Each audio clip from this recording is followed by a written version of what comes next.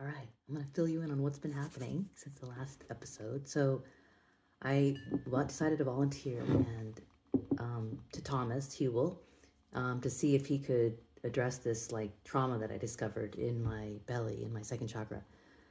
So I had trouble sleeping. Let's see, that was night before last because I was like, should I do this? In front of the like 200 people and like go on stage and see if he can like access this trauma. So it was like all these thoughts, and then I was like, what am I gonna say? Then I'm like, okay, no narrative. Anyway, I was like having trouble sleeping, and then I ended up going a little bit late, skipped the yoga, came a little bit late, and most of the seats are then like taken, in the front seats on the floor. And usually I was thinking if I really have a chance of getting selected, because a bunch of people raise their hands, I need to be like within line of sight. So then I started walking towards the front, seeing if there were any seats available. And it turned out there was one seat that was open, and it was literally in the front row, right in front of Thomas. So I asked the woman there, I'm like, is this seat taken? She's like, my friend was there, but let me check if she's coming back. Then she's like, actually, she decided to take the call from her room. She's on Zoom. So the seat's free. And I was like, all right, here it goes. And I sat down. And then as he was like giving, the beginning, like you talk before he opened it for Q&A, my body started like trembling, sweating, like shaking. And then I was rocking and I was like, oh my God, my system is like totally freaking, part of me is totally freaking out. Maybe I shouldn't do this. Another part's like, come on, like this would be so cool if you could access it and release some of this trauma. Like, so I'm like, all right, I'm going to do this. And then he picked, another person for me. And she was, and I'm like, okay, actually, I think that's the same kind of thing I was going to cover. So maybe I don't need to do it. But then a part of me is like, no, don't chicken out, do this. So then it's like, I put my hand up again, and then he was like walking around, and then he like selected me, right? So I took it, and my hands were like shaking when I took it. And like one of the things that he was telling us was like, he wants us to speak about what's going on, what are we feeling, thinking, etc. So I didn't do the usual like cover it up and like act confident. I was like, I need to share everything that's going on, so I have an easier chance of him accessing this trauma. So I was shaking, and I was like telling him, I was like mortified, terrified about like speaking in front of the group and sharing what I was feeling, whatever. And then he did his thing, like he started to like feel into it. And he was like, like, do you feel the numbness? Like I started feeling this. He's like, tell me what you're feeling. And I was like, I hit this numbness. And then he was like, okay, he goes, you can't go to direct. It's like the Pentagon. Your defenses are going to go way up. It's like, it's an intelligent response to something that happened. He's like, what's going on? And I was like, every part of me wants to escape up into my head. I don't want to like be here. And he was like, this was a real intelligent response. It's why you're brilliant. It's why like you intellectually, you were able to do all of these things. It was a survival necessity sometime in your childhood and through your childhood and carried over into your workplace or all the things that you're doing, in your life. So it was a really intelligent response and habit pattern. And he's like, we're not going to get it by going directly. Efforting it doesn't work. It's going to go into further lockdown. So he's like, you can try going at it from the outside. And so I started trying, and he could track exactly where my awareness was. So as I started softening into it, he's like, slow down. You're going too fast. I went slower. I could feel the numbness, but then it was so hard for me to stay focused. Like I started losing my vision. It started blurring, and like every fiber in my body was like trying to escape. And he was like, and I saw him like look around the room. Like I didn't know at the time what was going on. He was like, I don't remember everything that he said, but essentially he was like, I don't think we should go push it. You can't, it's not an efforting thing. It's not like that. You need to like honor that it's protecting a part of you, and there's like, and I shared what had happened when, in terms of like what I observed and all that. So anyway, he was like, maybe you can meet with, my team, the tea room, the therapist, see if you can keep processing what's going on. So then I'm like, damn, like he couldn't access it and like heal it, which is what I was kind of hoping. And I'm like, weird. So then I got up and I like went to the tea room, and there was a therapist there, this Indian guy who basically like sat down with me. I was like thinking, so I sat down with me, and I was like almost like more numb at that point, more lockdown. So then I basically, I'm like, I'm going to have to close my eyes because it's like any awareness on me. And that's one thing I'd said to Thomas, actually, when he asked me at one point. I'm like, I was sitting in the front row, but I'm like, I can feel all these eyes, and he'd said like, it's like, looking at me on stage or whatever. So that's like part of what made me so like terrified and want to go right up into my head and disembody. So anyway, I was telling, this therapist. So then I close my eyes. I'm like, I'm going to try that because, having awareness on me, like takes me into that, trauma. So then, and, I was like trying to feel come back into my body. And I started feeling some fascial releases, like from probably the fear of being on stage like that in front of 200 people. And then I like was able to feel different sensations, and I felt the energy moving back into my legs and so on. And then he was like, think of an image, like what's something that might help you relax. And the image that was like super relaxing to me, which sounds morbid, but it was quite effective, was I imagined the moment of my death, like I've been shot or stabbed to death and I'm bleeding out. And just like, okay, there's nothing to worry about. Like, let it all go, right? Like literally nothing to worry about because you're like dying. And I would imagine that image and it would just be super like relaxing. Although I know it sounds a little crazy. And later when I was telling some friends, they were like, dude, like that's pretty morbid. Like death is the relaxing moment.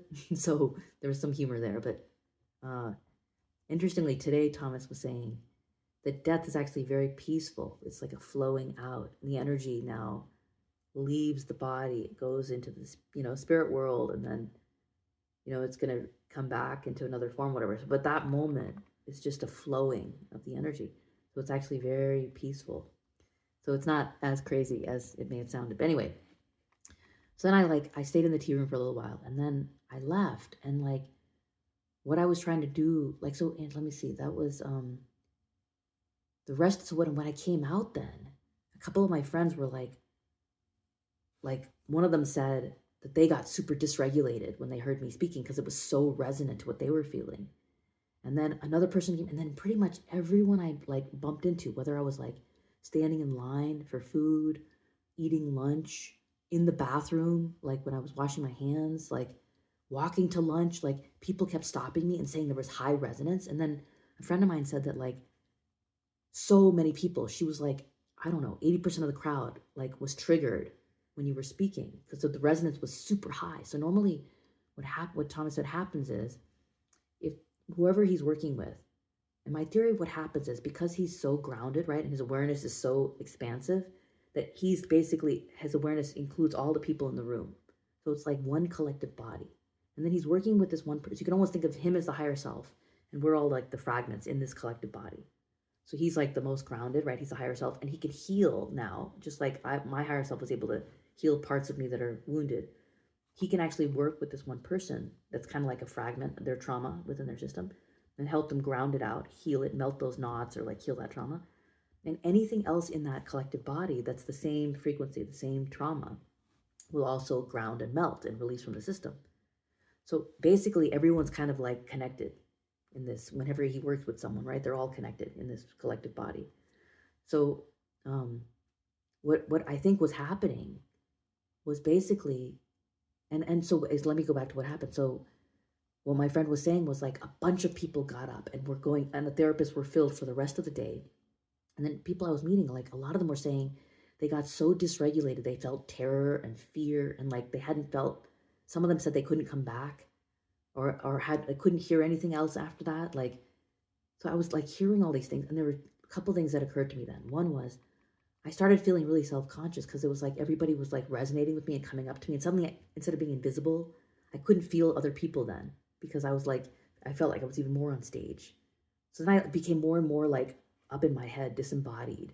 By the end of the day, I felt terrible. I just wanted to escape back to my room. And on my way back to my room in the evening, I just started to sob because I was like kind of a release of like being watched or being on stage all day. And then last night I was like thinking like maybe I need to like listen to IFS again or find some way to access that part of me. And then it was like the message or the feeling I got was like, man, like from this part of me that was like the fear, the trauma, like I just want to feel good, like don't torment me kind of thing. So then I would just listen to music and just like relaxing and like nourishing this part of me that was like scared, kind of gone into retreat. And then I slept well, and I realized that the morning yoga was a way for me to really relax, and like ease the body. So I woke up early and I was doing my own meditation and yoga. And then I went early for the meditation, and I suddenly fell back to this like very calm, centered place. And I said, okay, I'm going to work from that place.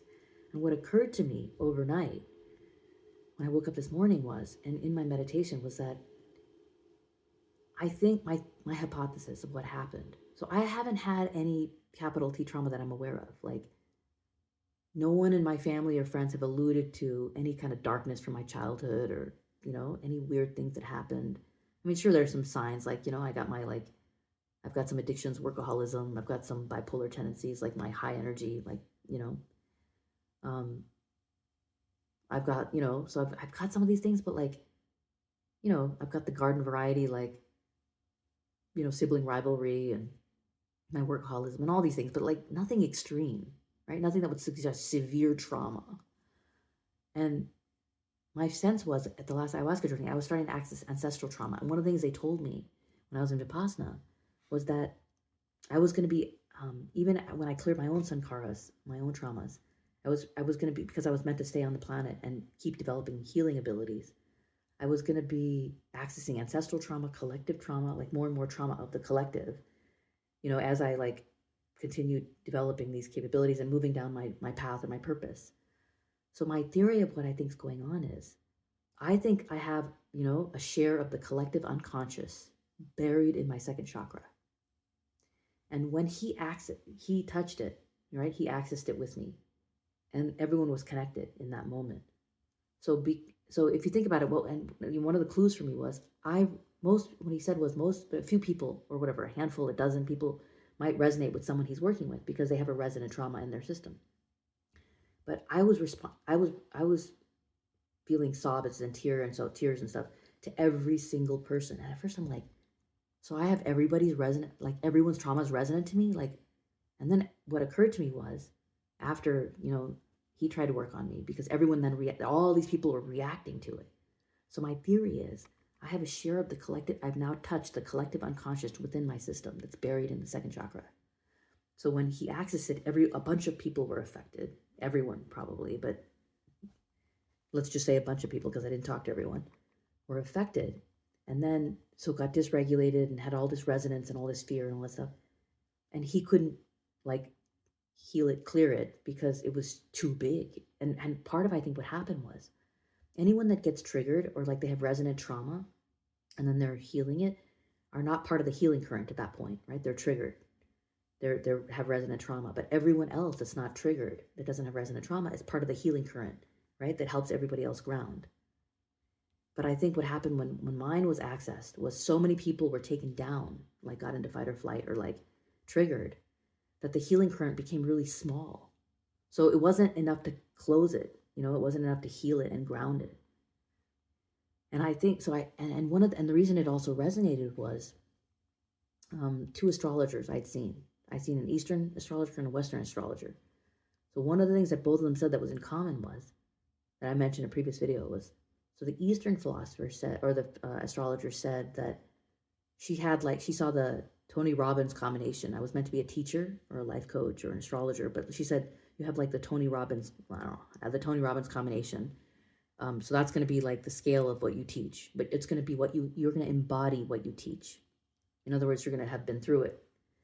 And then the Eastern astrologer, that was the Western, no, that was the Eastern astrologer said Tony Robbins. The Western astrologer said that I was going to have 5 massive transmutations of self over the next year and a half.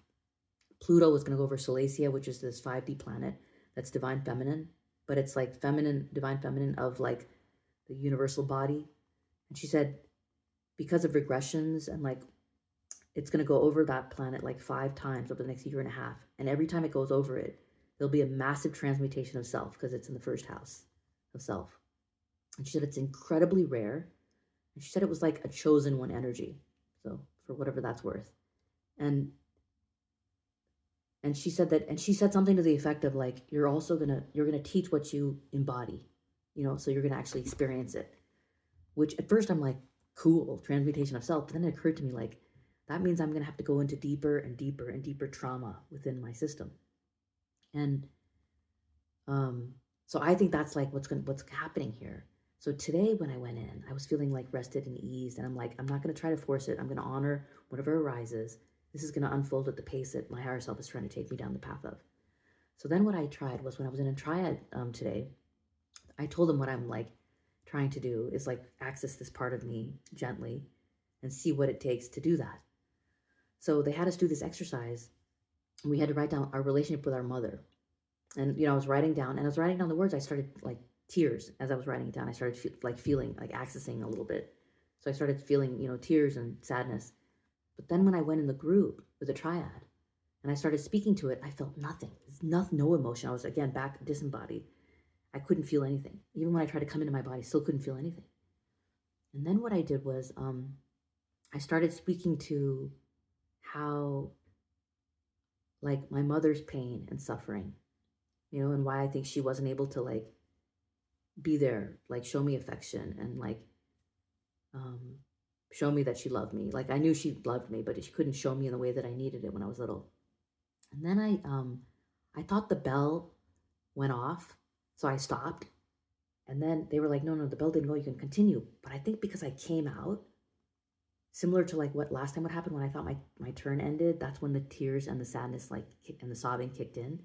I did that momentarily. And then when I went back in, then I basically like talked about how while I understood because of her trauma, because of her like the fact that she was bipolar, because like the way she'd been brought up, she didn't have the capacity to give me what I needed. And I said that, but I could, what did I say? But I really needed it. I really needed that. Like, that's what I wanted so badly.